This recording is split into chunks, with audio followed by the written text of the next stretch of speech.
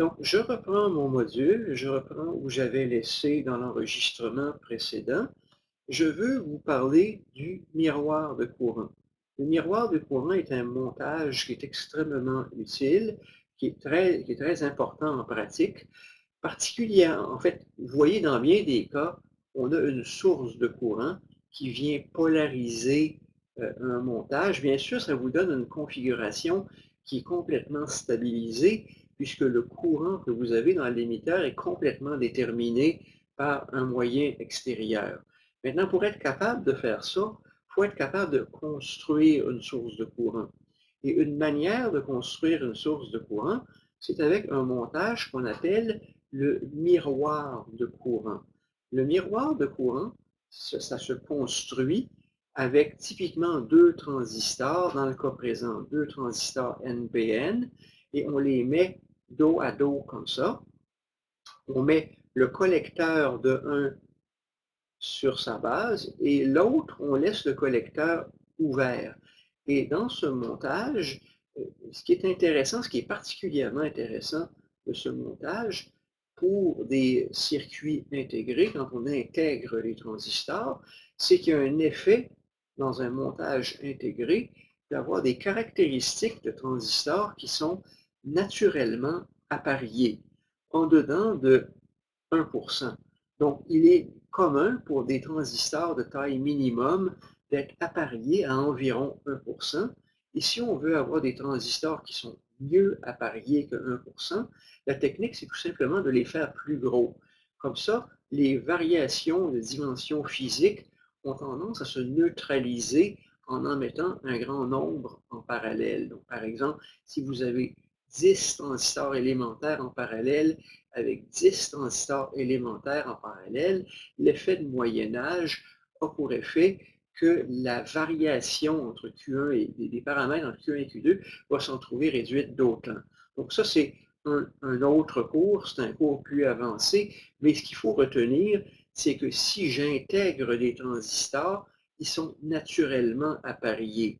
Et par défaut, ce qu'on va avoir tendance à faire avec un miroir de courant, là, on va dire mes deux transistors sont pareils, et c'est ce qui se passe le plus souvent. Évidemment, si vous avez des transistors discrets au laboratoire, c'est pas mal moins vrai. Et on ne va pas vous faire monter typiquement, on peut peut-être vous le faire là, dans le laboratoire, je n'ai pas encore regardé l'énoncé de laboratoire, on peut le faire, mais disons que l'appariement ne sera pas aussi bon si bêta 1 et bêta 2 ne sont pas pareils. Mais de façon classique, quand on analyse un miroir de courant, on va dire bêta 1 est égal à bêta 2. Donc, comment on utilise un miroir de courant?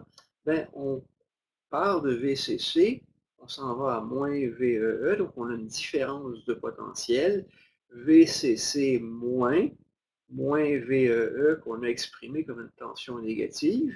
Et si je prends cette boucle, j'ai VCC, j'ai VEE, j'ai VBE, j'arrive à moins VEE. Vous voyez le numérateur qui est là.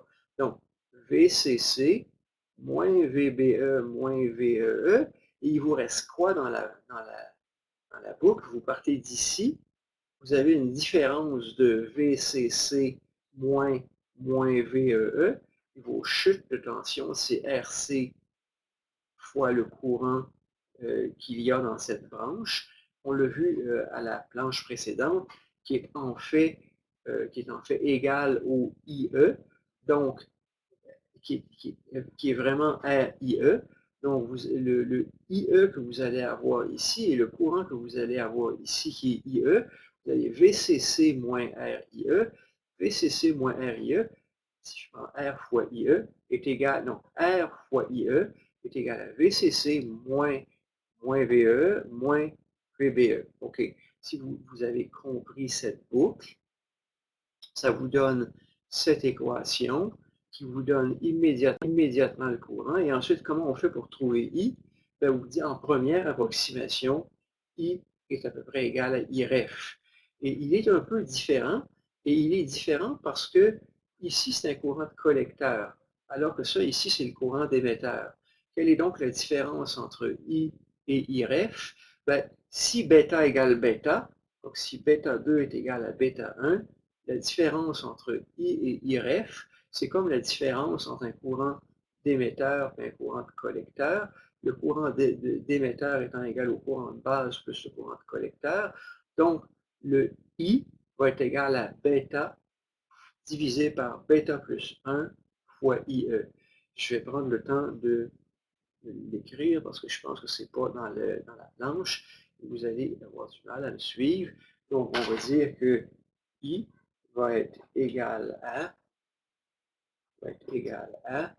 je vais le mettre tout de suite en parenthèse, bêta divisé par bêta plus 1, je prends les raccourcis, donc fois I ref, voilà. Et rappelez-vous, bêta sur bêta plus 1, c'est le alpha, et c'est une équation qui ressort tout le temps. Pourquoi? Parce que vous avez à ce point le IE, vous avez le IB, vous avez le IC, vous avez que IE est égal à IB plus IC, et ça c'est donc 1 plus bêta, 1 plus bêta, bien sûr, toujours. Donc vous avez 1 plus bêta ici, puis vous avez bêta. Donc, bêta sur 1 plus bêta, c'est alpha, et c'est systématique.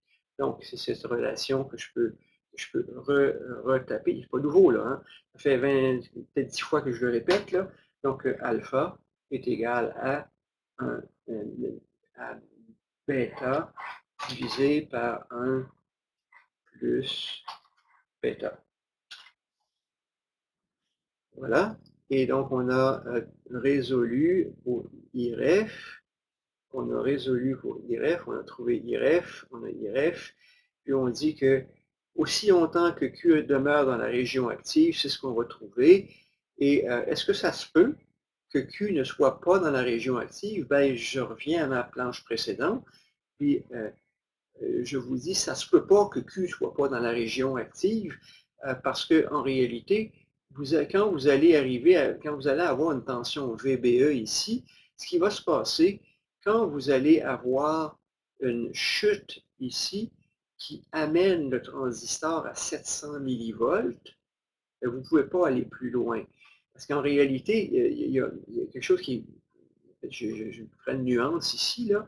Si vous mettez R très, très grand, vous allez devoir vous arrêter parce que vous allez avoir un VBE et essentiellement, le courant que vous allez avoir dans IREF va être égal, en fait, c'est l'équation qui change. Le transistor ne va pas saturer. Vous allez avoir VCC moins vous allez avoir 700 millivolts VCC et vous allez avoir VCC moins 700 millivolts moins VEE divisé par R, ça va vous donner le IREF. Et ensuite, si vous mettez R plus grand, plus grand, le I va tout simplement diminuer et vous n'irez jamais plus loin parce que vous allez vous arrêter avec un VBE sur le montage et le R ne permettra pas ça ne permettra pas finalement au courant de devenir différent ou d'aller plus loin que la tension de saturation. Donc, je poursuis l'analyse. Et maintenant, des effets sur la plage dynamique, stabilité de montage. Donc, dans quelle zone on place un transistor bipolaire comment on choisit un point d'opération? Un point d'opération QB qu'on appelle le quiescent point. Donc, vous pourriez imaginer avoir un point d'opération QA, avoir un point d'opération QB. Et là, ce que vous avez ici dans ce schéma, c'est ce qu'on appelle le schéma dit de la droite de charge. Donc, vous partez de votre VCC, et là, vous avez VCC moins R fois I qui est là. Vous avez VCC moins R fois I, moins RC fois I qui est là. Et l'intersection entre VCC moins RC fois le courant, fois RC ici typiquement, ça vous donne soit le point QA, soit le point QB. Et vous voyez qu'en choisissant un RC plus grand ou plus petit, vous allez avoir un point d'opération sur QA qui est proche de VCC ou qui est loin de VCC. Et souvent, ce que je vais dire, l'analogie que je vais faire, c'est que votre signal de sortie dans votre amplificateur, c'est un peu comme si ça, c'est le point de repos. Quand vous allez mettre un signal à l'entrée, le signal en sortie de votre amplificateur, c'est un peu comme un curseur qui glisserait sur une baguette à partir de VCC jusqu'au point de saturation. Donc, quand vous êtes à ce point-ci, vous allez pouvoir avoir un signal qui va vous faire une grande excursion dans ce sens, puis une petite excursion dans ce sens. Quand vous allez être ici, vous allez avoir un signal qui fait une petite excursion dans ce sens et une excursion beaucoup plus grande dans ce sens, mais vous faudra avoir plus de courant de base. Donc, ceci, ça correspond à la plage dynamique. Puis typiquement, l'excursion positive maximum que vous allez avoir en sortie d'un ampli, c'est quand le transistor se coupe et l'excursion maximum négative que vous allez avoir en sortie d'un amplificateur, c'est quand il sature. Et comment allez-vous avoir la plus grande excursion possible en sortie d'un amplificateur? C'est quand vous allez choisir un point de repos qui est au milieu. Donc, comment désigner un point de repos? Si vous savez quel RC vous voulez, vous faites l'intersection entre VCC moins RCIC et la famille de courbes. Vous dites, ben, j'aimerais ça avoir une excursion aussi grande d'un côté que de l'autre. Donc, ça vous donne le IB que vous voulez avoir dans votre montage. Donc, c'est la même chose qui vous est dit ici. Ce point de repos n'est pas centré, donc les excursions positives vont être limitées. Ce point de repos n'est pas centré, donc vous allez avoir des excursions négatives limitées. Ça ne veut pas dire que ça ne marche pas. Ça ne veut pas dire que ça n'amplifie pas. Ça veut dire que ça pourrait vous donner moins 1 plus 4, plus 1 moins 4 comme tension de sortie. Ça vous donne un point de repos qui n'est pas centré. Et ce qu'on va généralement rechercher, c'est un point de repos qui est centré si notre objectif est de passer en sortie le signal le plus grand possible sans que ça sature, qui est souvent l'objectif de design qu'on va avoir quand on conçoit une polarisation. Donc, il y a maintenant une série d'exercices. Donc, ce sont des exercices. Je vais vous les laisser comme des exercices. J'ai déjà un peu repris cet exercice-là à mon compte tantôt. Donc, un montage. Vous avez VC qui est égal à VBE plus RBIB. Donc, vous pouvez, c'est une rétroaction par RB et on vous demande de calculer une valeur de RB et de RC étant donné un certain IE, puis on vous dit, ben, si vous voulez une plage dynamique de plus ou moins 2 volts, étant donné votre point de repos, vous voulez que ça monte de 2 et que ça descende de 2, c'est quoi les paramètres que ça vous prend? Donc, résoudre le problème, là, on vous suggère de partir avec un point de repos de 2,3. On vous a essentiellement donné la réponse. Pourquoi? Parce que VCE-SAT est égal à 300 millivolts. Et essayez donc de partir avec un VCE de 2,3 volts. Et donc, calculer les valeurs de résistance et de courant, étant donné le bêta qui est de 100, pour obtenir ce VCE de 2,3. Ça va vous donner des excursions négatives de moins 2 avant que ça sature. Puis de l'autre côté, vous allez avoir plus. Donc, vous allez avoir une plage dynamique qui est plus grande du côté positif et moins grande du côté négatif. Elle n'est pas symétrique, mais elle va être d'au moins 2, plus ou moins 2 volts.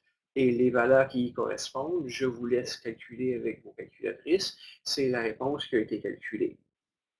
On poursuit dans les exemples que l'on retrouve. Donc, voici maintenant un miroir de courant. On vous donne des valeurs, on vous donne un problème. Amusez-vous, trouvez les réponses. Si vous n'êtes pas capable de le faire, ben, c'est au mini-test, c'est à l'intra que vous ne serez pas capable de le faire. Donc, un exercice pour vous pratiquer. Un autre ensemble d'exercices. Donc, étant donné des tensions qui vous sont proposées avec un certain montage, c'est quoi la valeur de bêta pour Q1, Q2, Q3? Observez que, élément nouveau, hey, oups, c'est pas un NPN, c'est un PNP. Tout est à l'envers. Donc, le courant de base est sortant. Le RBIB, il est là. Et donc, vous avez 0 plus RBIB plus VBE égale à 5 volts. Donc, attention, on peut vous jouer ce coup-là à l'intra, on peut vous jouer ce coup-là au mini-test. L'élément nouveau ici, c'est que ce sont des montages symétriques où on travaille avec un transistor qui est PNP. Et on vous laisse donc calculer c'est quoi la valeur de bêta qui correspond aux différents montages. Les réponses sont là. Je vous laisse le calculer, je vous laisse le résoudre. Donc, un montage, je vais quand même parler 2 minutes sur ce montage-là. Un montage plus complexe, un premier montage à 2 transistors qui combine un NPN et un PNP avec tout un ensemble de composants en même temps. Et là, on vous dit, voici un montage et on vous demande de résoudre pour la polarisation de ce montage. Et quelque chose qui est intéressant de ce montage, on vous dit, pour résoudre ce montage, on vous propose un montage dit à couplage direct. Il n'y a pas de couplage capacitif. Ça apporte un élément de complexité là-dedans. Et dans ce montage à couplage direct, il y a quelque chose qui est particulier. Il y a 100, 100, 2K, 2K. Ça va avoir pour effet que la chute de tension que vous avez ici va être essentiellement égale à celle-là, pas tout à fait égale, parce qu'il y a un facteur bêta sur bêta plus 1 de différence. Et la même chose ici, ça c'est un IE, ça c'est un IC, ça c'est un IC, ça c'est un IE. La différence entre les deux, c'est un facteur bêta sur bêta plus 1. On va vous proposer de le négliger dans un premier temps. Et si vous le négligez, vous dites, ah tiens, la chute de tension que j'ai ici est égale à la chute de tension que j'ai là. La chute de tension que j'ai ici est égale à la chute de tension que j'ai là. Et là, vous observez qu'on a mis une diode D1 en parallèle avec le VBE. L'intérêt de faire ça, c'est que quand vous allez le résoudre, ben, si vous partez de 9 volts, vous allez avoir la tension de Thevenin équivalent que vous allez avoir ici, ça va être une tension de diode VBE, 700 millivolts, 700 millivolts plus 4 sur 12 fois 9 moins 0,7. Je suis capable de le jongler dans ma tête. Prenez le temps de l'écrire. Vous pouvez donc briser ici, trouver le Thevenin équivalent. C'est donc 4 sur 12 plus 0,7. Donc 4 sur 12 fois 9 moins 0,7. Vous écrivez ça, ça vous donne la tension de Thevenin équivalent. C'est quoi votre résistance de Thevenin équivalent? Avec des 40 kΩ, 80 kΩ, on peut oublier la résistance dynamique de la diode. Et donc, votre résistance de Thevenin équivalent, ça va être quoi? Bien, ça va être une 40 kΩ en parallèle avec une 120 kΩ, ça va donner autour de 30 kΩ. Je vous laisse faire le calcul. Vous pouvez maintenant calculer IB, résoudre. Ça vous permet de trouver c'est quoi la tension qu'il y a à l'émetteur, qui va être la tension sur la base, moins 700 millivolts. Et dans un premier temps, étant donné la symétrie du montage, on va vous dire, négligez donc le courant qu'il y a dans R pour le fun. Si vous négligez le courant qu'il y a dans R, vous pouvez résoudre pour ce montage, qui est un montage en échelle classique. Une fois que vous l'avez trouvé, vous pouvez venir résoudre, puis encore une fois, il y a une diode D2 qui est là de façon judicieuse, et je vais expliquer pourquoi dans une minute. Et grâce à cette diode D2, bien, dans le fond, le VBE, quand vous allez faire le calcul analytique, il va disparaître.